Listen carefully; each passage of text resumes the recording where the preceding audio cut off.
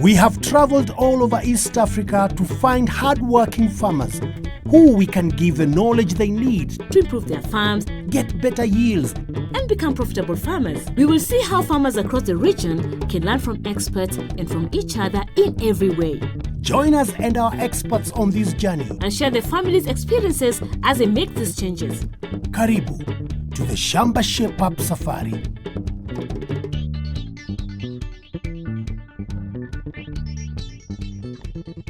Farming is often seen as an old people's job, but Agnes thinks it's an excellent job for young people too.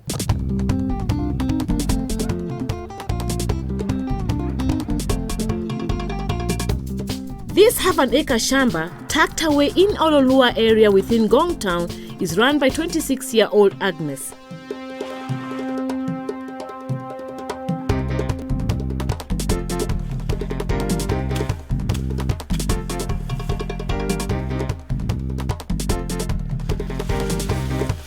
She lives here with her elder sister Esther and her small brother Francis. Agnes was left to run the farm after their parents passed on.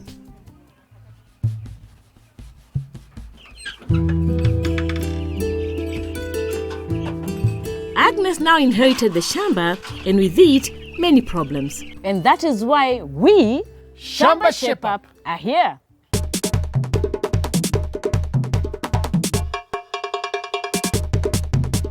Shamba Shape Up!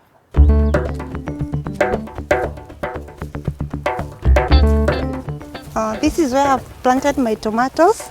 As you can see, my tomatoes are not doing very well, and they are being attacked by diseases, and they are very small in size. These are my chickens. I'm having a challenge on vaccination. I don't know when to give the right vaccination. I'm also having a challenge on diseases. I don't know how to treat the right disease at the right time. I also have a challenge on rats. They are being eaten by rats when they are still young.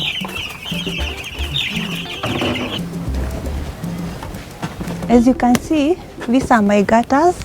They are not nicely done, and I don't have enough water in my tank. We have a lot of work to do here. Agnes really needs some good advice. She's young to run the shamba by herself, but she's willing to learn. The heart of a shamba lies in the soil. Poor soil, poor crops. Simple. But there's always ways to improve the situation, as our soil expert Enoch from Soil Cares well knows.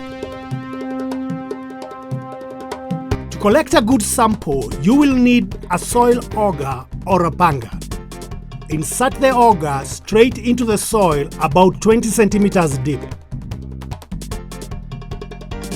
Turn the auger to compact the soil, then pull it out carefully. Place the soil in the sample bag. Repeat this process about 20 times in different areas of your shamba in a zigzag pattern. Once you have mixed all the samples together in the sample bag, label the bag with your name, telephone number, size of the shamba, and the crops you want to grow.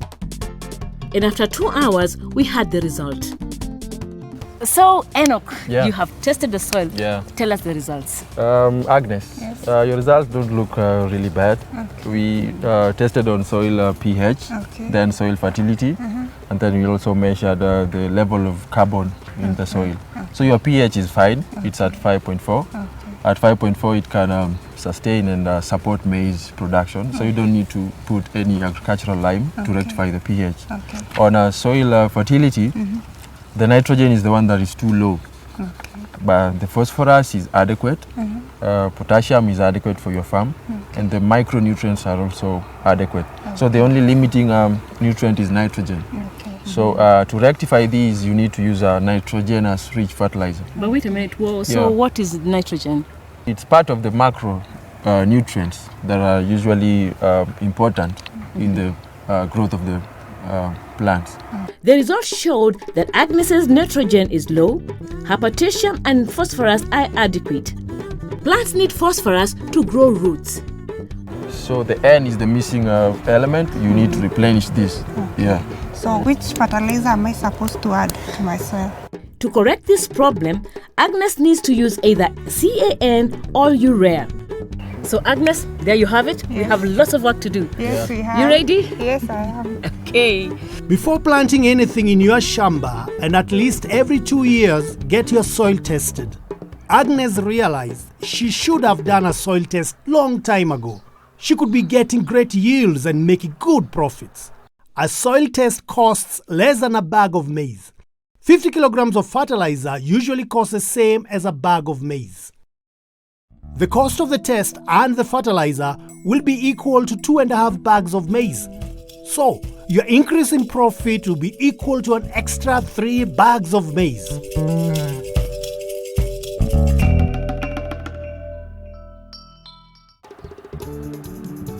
After having tested our soil, we wanted to teach Agnes how to plant tomatoes and manage the pests and diseases.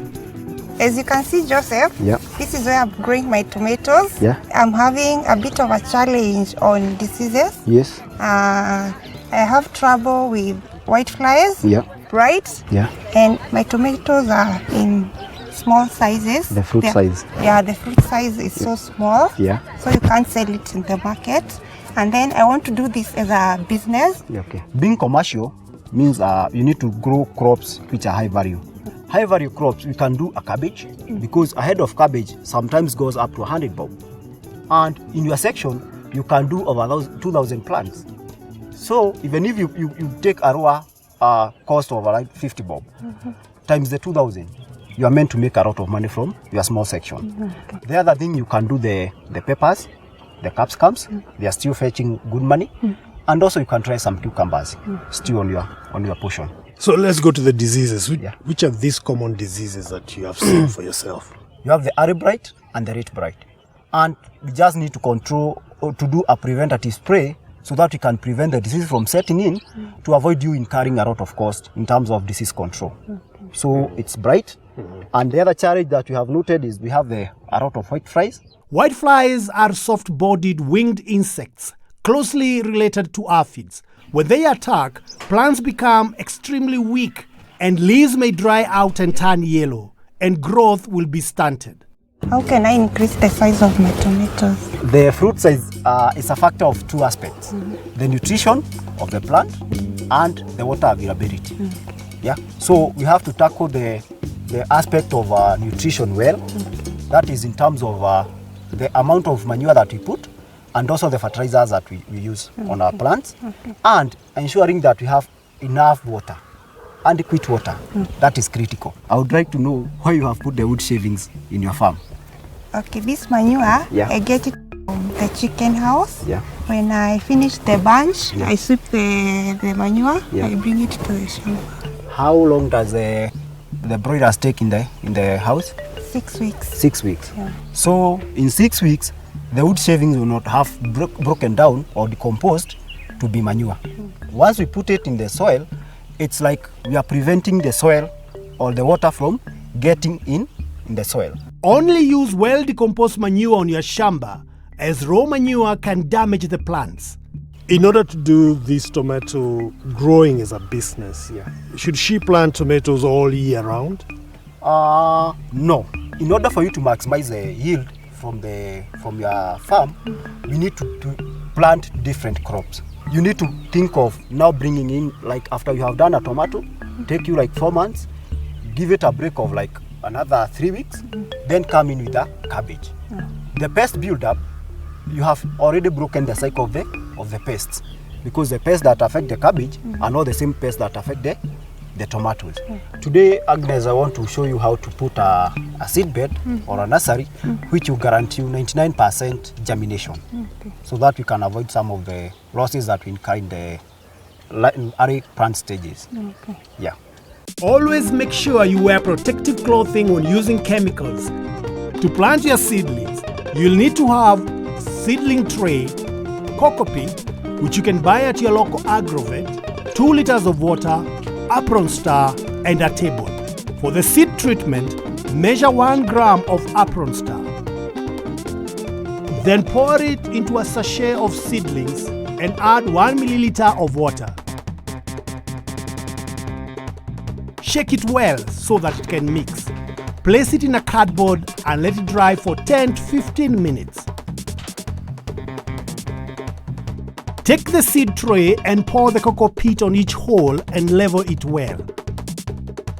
The reason we don't use normal soil on the seed tray is because it will stick together and this will not allow water through, so the seeds don't grow well. Make holes using your finger on each tray hole. Make sure they are not very deep. Put on one seed per hole. Add some more cocoa peat to cover. Using a spray pump, spray the tray with 1 liter of water. Then place the tray under some shade and leave it for 7 days. After 7 days, your seedling should look like this and be ready for transplanting. So, if you want to grow a healthy and flourishing tomato crop, just follow Joseph's expert instructions. Agnes is part of this chicken supply chain, but as with all farmers, she needs a little advice. We asked Caleb, a veterinary officer with ultravites, to pop by and advise Agnes on her existing chicken venture.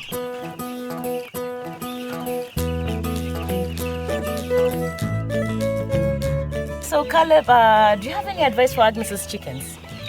Yes, first of all, you need to start with your doorstep. You should have a foot bath with a disinfectant inside where you step on it before you get to the chicken.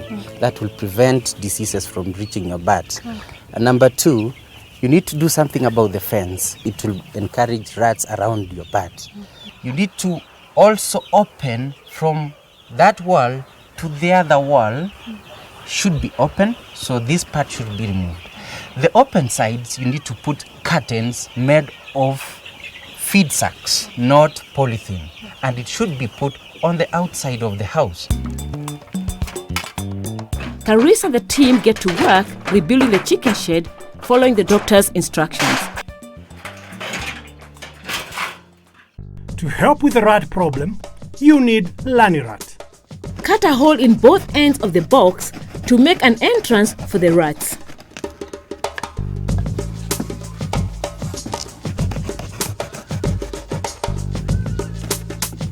Pour the baits into the box and then close the box and put it outside the chicken house near the bushes.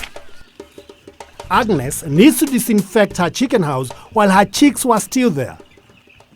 Remember, when using any chemicals, you should wear protective clothing, especially gloves and nose mask.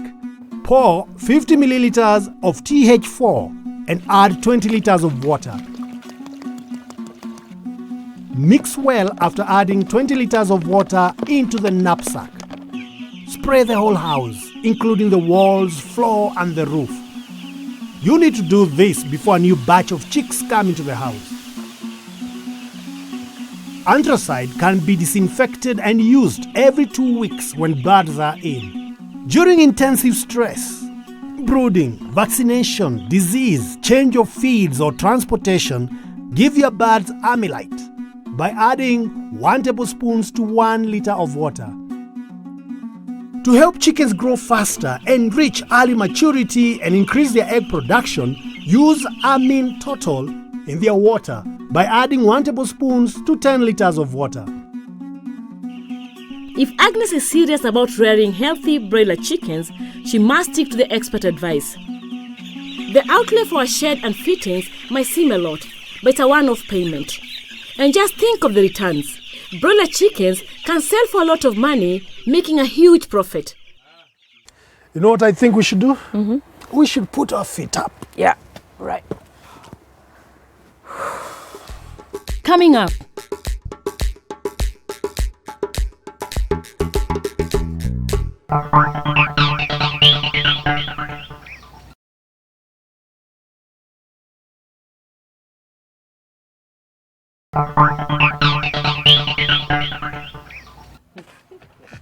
Shamba Shepherd. Young Agnes is just about managing to run this shamba after inheriting it from her parents.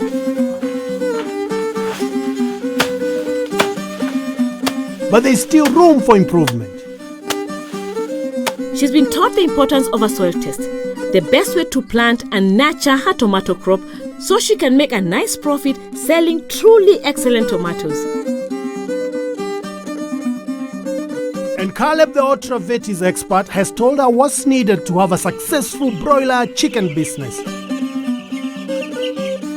But she's only young with a lot of responsibilities on her plate and has a lot to learn. Before the experts arrive, it seems Naomi is dying for a cup of tea. A nice break for everyone. Thanks, Naomi.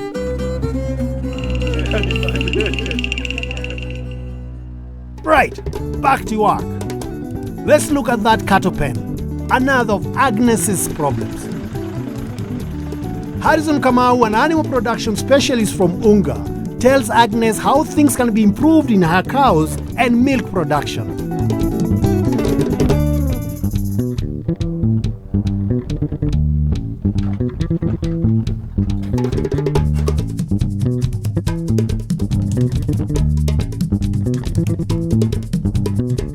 Now, Harrison, you've seen the cattle shed and you had a look at the cows. Yes. What are your observations? From the traps, you can see the cows are on dry hay only. They're not being fed anything else. She has confessed she's not giving any concentrates. And as you have seen with the animals, their weight is very low, especially on the milking cow. You can see the bones protruding out of the cow. That meaning that the body score or the weight of that animal is very low. Also, when you touch the cow, you can see the hair falling off, meaning those cows health-wise, they have a lot of worms, and supplementation is a bit low. The milk production is very low. We get 1.5 liters. There is no enough food. Right now we are feeding on dry hay. The issue of production comes to the cow, the way the cow is fed. When the weight of the animal is very low, the production is going to be very minimal. The weight of the animal is very low, even the reproduction is short. That animal, to demand for a bull or to demand to be inseminated, it will take a bit of a time. Agnes should be able to feed the animals, despite the hay she's giving. She should give concentrates which have all the nutrients.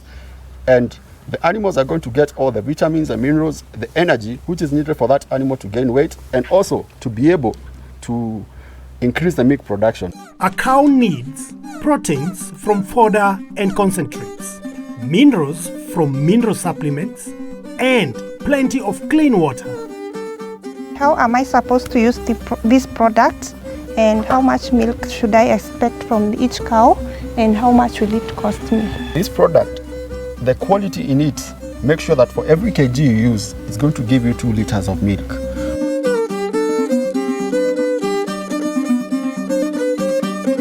And if you look at the cost of this dairy milk, for a farmer, it comes to around 28 shillings per kg of milk. Now, Agnes, Yes. a healthy cow which is producing milk should be on good weight around 350 kgs. That is body weight. That animal is going to give you the optimum production even without supplementation. If your cow is giving you 5 liters and you add a kg of dairy milk to that animal, a cow is going to give you 7 liters. And as you give that dairy milk progressively and you maintain a good diet, that animal is going to give you more milk. Agnes, can you please tell us how much you sell per liter of milk in this area? We sell 50 shillings per liter.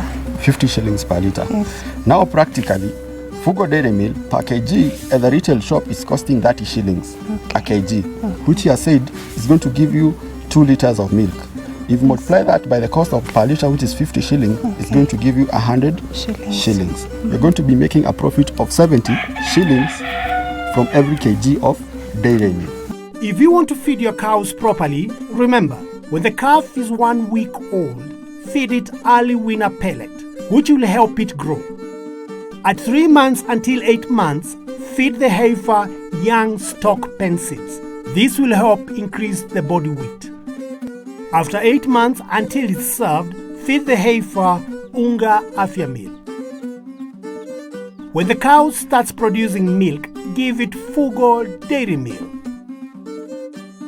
As Agnes' cattle shed was in good condition, what needed fixing was a floor. Cost to Agnes, who like many farmers have a lot of ready building materials to hand, could come in under 1,000 shillings.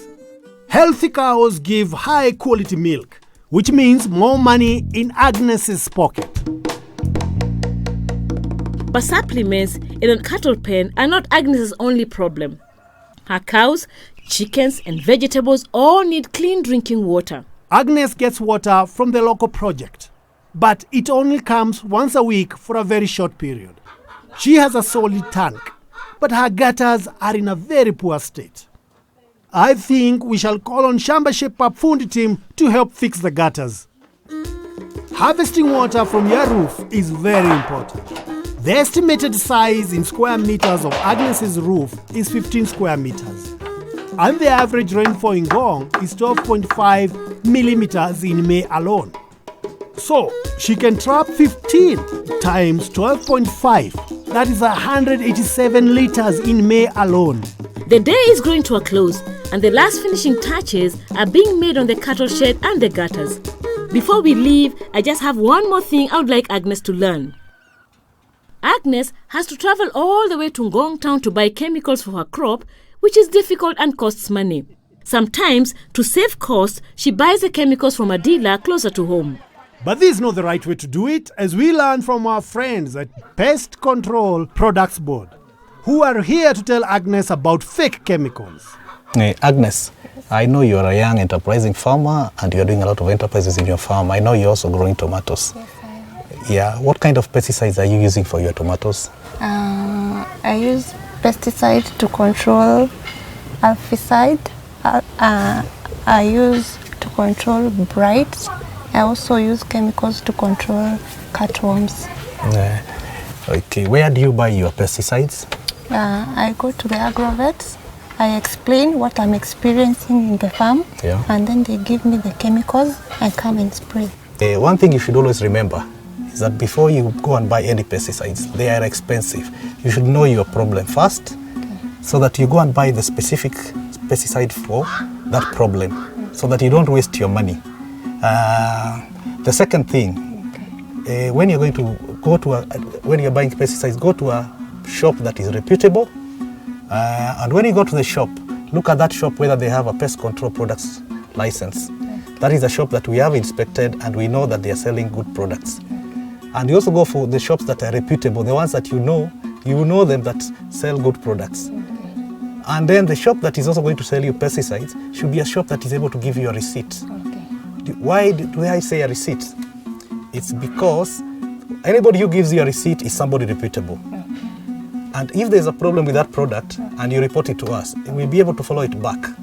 And if there's no receipt, it will be difficult for us to follow it back because he might say he's not to sell you. So always buy from a shop that is reputable. You'll also get your good product. Pesticides are expensive. They're supposed to make you money, but not make you a loss. So make sure that you buy from reputable stockists. Okay.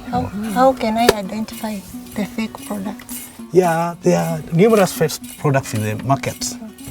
One thing, that's why first thing we should know is that there are pesticides that are not registered, and also we have got some other what we call counterfeit products. Why I was telling you to buy from reputable shops, these are shops that we have inspected and we know they don't sell fake products. The second thing is don't buy from hawkers and pro box sellers. We don't license hawkers and we don't license pro box sellers or briefcase sellers who will bring you products here at home. Those people are the people who are selling fake products and illegal products. So please go and buy from reputable shops. Our labels are usually colored. You'll find that products that come with photocopied labels, those are not good products. And our labels they are colored, and all labels in Kenya, you should note, they are written in Kiswahili and English. And any product that we have registered comes with a number, pest control products number. So do the same things apply to the animal products? Yeah, whatever products we are using, we should buy them from reputable stockists. We should buy products that have been registered. Before we buy a product, we should know what we are controlling. Otherwise, if we don't know what you're controlling, we are likely to make losses. Right. There you have it, Agnes. Yes. You had it for yourself. Yes, I've had a lot. Okay, great. Thank you. It has been a wonderful shape-up. The soils are fixed, the cows are happy, and now we know where to get real chemicals. And the chickens are very happy with no stress at all. Our time on Agnes's Shamba is coming to an end, and we must be off to our next farm. To receive all Shamba Shape-Up leaflets, SMS the word all with your name and address to 30606. If you'd like to receive just the leaflet for this farm, SMS farmer, that's the name of the farmer, with your name and address to 30606. Shamba Shape-Up is online. To learn more about today's topics or to watch any of our previous episodes, visit shambashapeup.com, select the episode and click play. You could also visit our Facebook page, Shamba Shape Up, to get more information, get involved in discussions, and also get a chance to enter some of our great competition to win great prizes. You can also find us on Twitter at Shamba Shape Up, or simply text 30606.